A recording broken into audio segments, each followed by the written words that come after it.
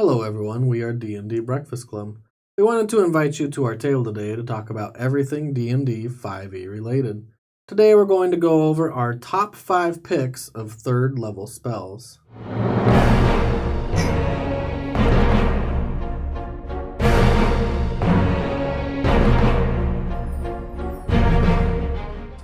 So, 3rd level spell, you start learning these around level 5. And I feel like from level 1 to 5 is the highest chance of getting a character death.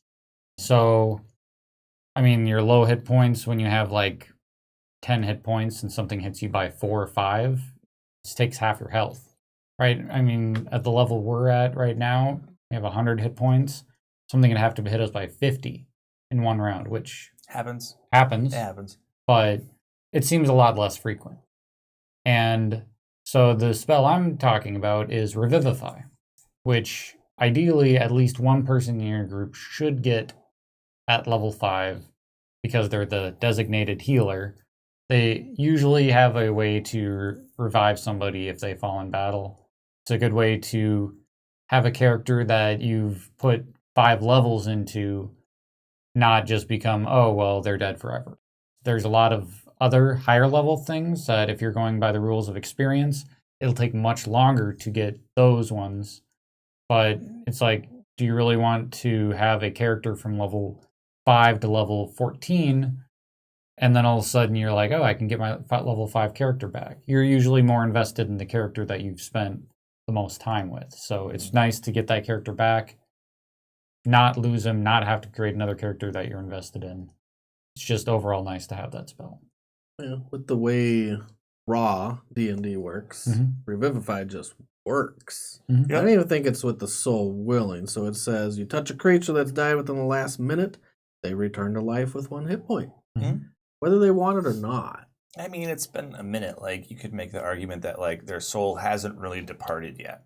Revivify could be like healing on steroids, right? Like, they just died. Like, it just happened. So It kind of makes sense. I think it's just interesting that most other resurrection spells will say something to the effect of if the soul is willing and they want to come back. This one's like, nope, you're coming back right now. Takes 300 gold worth of diamonds. No negatives when you bring someone back. Can't bring someone that died of old age back. What about paladins? You play a paladin. When do they get it? It's probably more priority to have that at low levels because you're more likely to die at low levels, especially like crits. Crits can really take someone down from level 1 to 5. I think is the worst time for that. Yeah, it's super bad. It's level 9 that paladins get it, and it's still good. I mean, I think that if someone has the chance to get it, they should. Paladins get access to their whole 3rd level spell list at 9, but there's no reason not to memorize it. Like, not to prepare it or whatever it is. Because you never know. Like, it saved my bacon in this game. That's true. Right? I died. I think the fear of death is almost not even there if you don't have different resurrection rules. That's my opinion. A lot of people don't agree with that. I mean, Garabon died and we couldn't bring him back. So death still happens. Leads me to the point, if you have Revivify, just make sure the party does not split up. Yeah. Because otherwise you die. So you only have a minute. Yep. They found your body way too late. So again, I'm going to rely on a spell that has more than one use. Because I feel like if you can't use your spell for more than one thing, it doesn't really interest me all that much. Even if it does that one thing really well. So one pocket pick that I've enjoyed is plant growth. And I don't know if anyone else has ever enjoyed the spell as much as I do. No. But it definitely has 2 separate functions. The first one is very much just a role-playing aspect where you can spend 8 hours casting this spell. And everything within a square mile, or technically a half-mile radius in every direction. What's the exact wording for it? You enrich the land. All plants in a half-mile radius centered on a point within range becomes enriched for 1 year. Plants yield twice the normal amount of food when harvested. Does that mean that if there's weeds in the field, you just have to weed like crazy for the next year because the weeds also get super beefcake? I don't imagine that would be an accurate interpretation of this spell. Though, who knows? Talk to your DM. But if you are looking to be the hero of a plantation or a poor, desolate village that's struggling to feed its population, something like this could definitely come in handy. Then, if you wanted to do it, kind of fast track it, there's something that happens which is pretty significantly different.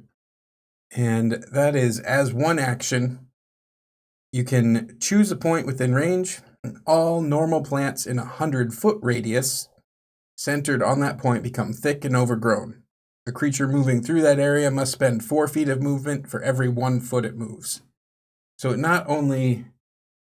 It's like double difficult terrain. Yeah, it halves your movement speed and then halves it again, effectively. And you can create pockets that are not affected by this. But if you're in the woods, or even if you're not in the woods, but especially if you're in the woods, you pop this for one action, 100 feet in every direction is so dense that you can't see through it. You can go ahead and light your campfire in the middle of the night. It doesn't matter. 100 feet in every direction? 100 feet of super thick shrubbery. That's wild. And so you're relatively safe from anyone creeping up on you. No one's going to see you in the dark. You've got as close as you can get to protection. It's not quite, rope trick or Leomund's tiny hut. I don't even know what level spells those are. But if you want a slightly different take on those, you can definitely secure your campsite. Well, it not Just an only action. makes all that area thick growth, but if you combine that with some other spells, like maybe my Ray of Frost, where it removes 10 feet from their speed, my favorite cantrip, they're not getting to you ever. Yeah, it's You can pelt them with Really rays slow of down. frost the entire way. And when it's that thick, I'm guessing you're going to be making some noise. There's nothing that specifically says that, but at your DM's discretion, if you have to fight that hard to get through plants and twigs and thorns and thistles, chances are you're going to be making a bit more ruckus than you normally would be able to on an open plain. I'll do one last application because it can be done in combat as well, in theory, because as one action, it has a range of 150 feet, which means you could place it on somebody who's coming 150 feet away. You can even give them a little pocket if you want. But now 100 feet in every direction, they have that hyper difficult terrain. Good luck catching up. It's got a disengage action. But it doesn't actually make it difficult terrain, right? It just says it costs 4 feet of movement for every 1 so foot. rangers are still screwed, for example. But what if you also made it difficult terrain in there? What if you used earthquake or something and overlapped some of it? Like now all of a sudden they're never going to leave. Yep. That's wild. I never thought about that. You got a choke point. You can make that super difficult. You can disengage. You could trap someone by casting it on the far side that's trying to get away with 150-foot range. You know that they're not going to be moving too fast. Yeah. Also be interesting if you cast a fireball in the center of it afterwards while they're trying to get through it. Leave There it you to go. Alex. Right. You can light them on Not fire. only- you make the forest and you burn the forest down with all the little kids inside. Oh no. Wow. I did not pick plant growth.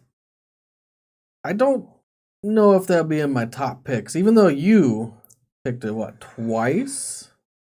I've brought it to 2 separate campaigns at this point. I picked the spell called Enemies Abound. Mhm. We've never used it. We've never had it. It came out in Xanathar, so since we started this campaign that we're currently on, I've just been DMing. Since Xanathar's came out, I haven't had a chance to really pick this spell. Although I guess I could throw it on any monster and throw it at you guys. The old wheels are turning now. Get ready for this spell in the next game. I'll read it though. 3rd level, 1 action, 120 feet, and its concentration up to a minute. You reach into the mind of a creature that you can see, and you force it to make an intelligence saving throw. There's not a smart guy in the party. It's a great spell because most people don't have a good intelligence saving throw. The only good class that has an intelligence saving throw will probably be the wizard because their primary stat is intelligence. There's no other classes where their primary stat is intelligence, so they're probably not bumping that up to its max. Yeah, the closest is the Eldritch Knight or the Arcane Trickster. Yeah, and that's not even their primary. That's a secondary, possibly tertiary. So, as far as this spell goes, I think it's going to be one of the best against saves. The creature will succeed on it automatically if they're immune to being frightened, but if they're not, on a failed save, they lose the ability to distinguish friend from foe. They regard everyone around them as enemies until the spell ends, so the entire minute you disable someone for that whole minute unless they take damage, which then they could save. They still might not save, they just get the chance to try. And whenever they choose another creature as a target, they must choose the target at random from who they can see and within range. So my application of this would be really good for melee characters. To us. Say they're standing next to each other, they're in the back, and the only ones around them are each other. You cast it on that guy, he automatically is just going to hit his friend as long as they're next to him. If there's no enemies, if they're not actually fighting yet. Yeah, if they're not actually fighting, if they're in the background. And it's random. You could do it on 3 people that are standing together, 4. They have to pick the target at random. It'd still be fun to cast it on someone in the back that shoots arrows, because it is a 50-50 chance that they're going to shoot friend or foe. And you're not going to take much damage if you're way in the back. You're far removed. So They you won't don't get take another chance damage. to save. Yeah, you're just to like blah, save. blah, blah, blah, blah, blah, blah. Throw it on this guy. Yep. Yeah. That would suck. Fireball. You know me, I'd just start bleeping you guys out of existence and That'd be stay horrible. further and further away. Banishment. Whenever they choose another creature as a target, it must choose the target at random. It doesn't actually say what kind of attack. Period. If you just choose a So I target. just think so it's it's an anything enemy. from Firebolt to Banishment to Power Word Kill. To fireball. Mm-hmm. It can be any attack. It can Yeah. be huge attacks. You can nuke. You can nuke your friends. To Because nuke your they're all friends, you enemies, can nuke right? your nose, but you can't nuke your friend's nose. I actually think it'd be more powerful to do on a caster that does AoE damage, because they probably think they're all enemies. You know what I do That's when there's a what lot of enemies enemies are. together? I nuke. Fireball. Yep. So I'm going to pick Enemies Abound, even though none of us ever actually used it. I think in theory crafting, it's the best 3rd level spell. I definitely can see it from the mind of a DM. Yeah. I don't know if it's the best 3rd level spell. There's a lot of 3rd level spells that I think are really good, but my favorite one, which would be helpful if someone trapped me in a crazy forest or made my friend beat my ass, Thunderstep. I like teleportation spells. Like they're kind of niche spells, you know what I mean? Usually it's like Misty Step or what's the one that Dimension Door? Dimension Door, yeah. And they only do that one thing, right? So it's like I move from here to there. Spell over. Thunderstep is kind of cool because it has like a damage kicker. So basically you teleport yourself to an unoccupied space you can see within range, which is 90 feet. Immediately after you disappear, a thunderous boom sounds from where you were, and each creature within 10 feet of the space that you left has to make a Constitution saving throw, taking 3d10 thunder damage on a failed save, or half as much damage on a successful one. So it's kind of neat. It's like if you're surrounded, you can like zip out, and as a kicker, kind of hurt the guys that were where you were at. You can also bring along objects, right? It's kind of Dimension Door-esque. You can teleport one willing creature of your size or smaller. He's got to be within 5 feet of you when you take off. I think it's a fun spell. I've never used it, but I'd like to give it a shot. It's only 300 feet, it says, not 500. I think Dimension Door is 300 feet 500? away. Yeah, actually, it's only 90 feet. Yeah. The thunder can be heard from 300 feet away. Thunderstep only gets you 90 feet away. It's not like I want to leave combat and run. It's more like I need breathing room, right? So, because 90 feet will get you far enough away that most people won't be able to get to you and act in that round. They'll have to double move and still have a little bit of space between you and them. It gives you breathing room, basically, to move around a little bit during combat. I would say my least favorite thing about this spell and Dimension Door is the restriction. So you can't take someone that's a size larger than you. Halflings and gnomes are small creatures in D&D 5e. Yep. If you're a halfling wizard or what could be sorcerers can use this spell, you can't actually take your friends with you as long as they're not a halfling or a gnome. There's ways around it. And Large reduce. Yep. Then you can take them with. But Make them you smaller. would have to do both spells. Yeah, but Dimension Door isn't a concentration. Either It's is true. Thunderstep. So there are ways around it, but I just don't like that one aspect of these spells. That's my only complaint about it. I did look at this one too, because you not only get to teleport, you get to leave by a little damage in the background. Yep. Yeah. And it does kind of fill that gap between Misty Step as a 2nd level spell and Dimension Door as a 4th level spell, where you don't get the range of a Dimension Door, and it's not a bonus action or a cheap little 2nd level spell. Yep. But you get that nice middle ground in between. Yeah. Got Yeah, I some like it. damage on it.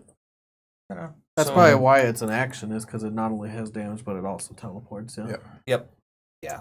It makes sense. It's an action requirement. Again, I am. Yeah, here we go. Again, I'm a newer player, so I think this might be a little bit more basic spell, but I'm going to pick Counterspell. And the reason why I'm picking the Counterspell is because of the casting time. It's a reaction spell. So you don't have to use your attack action or bonus action. It's just a reaction. So on their turn, if you see them starting to cast a spell and you're within 60 feet of them, you can try to negate that, and they will not be able to cast. So I guess, I mean, it's pretty basic right there. I don't know if there's much more to say. Sure. Yeah. The king of situational spells. Sure. Where Sure. it just dominates against casters. In that absolutely spot, yeah. Yeah, just a wasted slot if you happen to not run into a caster. Yeah. In the moments that you can use it, it's awesome. But, you know, and there's some people use it better than others too, which is really interesting. Like abjurers get to add their full proficiency bonus if they're rolling off against a spell that's higher level than 3rd, and bards can use half their proficiency bonus. So those two kinds of casters in particular are much better counterspellers than, like, you know, a paladin or an evoker. Like, say that someone casts a 9th level spell. What is that? Spell level plus 10? Is it the difficulty? Mm-hmm. So you'd have to roll a 19 or better to counterspell it if you don't upcast your counterspell. But if you're an abjurer by then, hopefully you can roll a 10 or better. I think it's probably one of the better reworked spells. In old editions, you wouldn't know because you never played the old editions, really. It was not the best spell. It was a contested action. It didn't always happen. Sometimes you just waste your spell slot. But now, as long as you know what level they're casting, you can upcast your own spell. You can use your 4th level spell to counter their 4th level spell. I think that's a pretty big deal that in later levels, say you're casting 9th level spells and the enemy's casting 9th level spells, you still have the ability to counter their spell without it failing, which could be huge. It could change the entire scope of a battlefield. I mean, if you're an abjuration wizard, a bard, you know what I mean, or a diviner, probably, you don't even have to waste a 9th level spell. You can use a much lower spell slot and kind of kill their resources faster than yours. That could be another way to do it, especially diviners, because you choose whatever it is. It's a very good pick, and there's a lot going into it that you haven't had a chance to really use yet because your old character doesn't have the counterspell, but your new character does, correct? Mm-hmm. You're gonna have the chance eventually to figure out when should I cast this. Although Eldritch Knights, they have this counterspell, they just can't upcast it because you don't have too many higher level spells as an Eldritch Knight No, you go up to 5th level in the later levels. And so They I might only guess- get 4th, actually. It's not, you don't get a lot of high level spells, but it's still a great spell. It's a reaction. That's a huge deal. Right. You don't have to cast it on your turn. The other thing is reactions aren't cast on your own turn. which means you can cast 2 spells in the same round. Yeah, they don't count against spell economy like other spells. That's pretty good. In 5th edition, not being able to cast more than 1 spell in the same turn is a pretty big deal, and it's something that was really hard to get used to coming from older editions where if you had the ability to cast multiple spells as you do it, now you just can't. You can only cast a cantrip and a spell. You know, I'm really interested to hear what everybody else likes about 3rd level spells. Like, I mean, you know, they say don't forget to like and subscribe and hit the bell and really whatever. But I really want to see in the comments, like, what do you guys like, right? Because I think that the community is a great way to share things like ideas and sort of like conceptual variances on what we think are great spells. And so just let us know what you're into.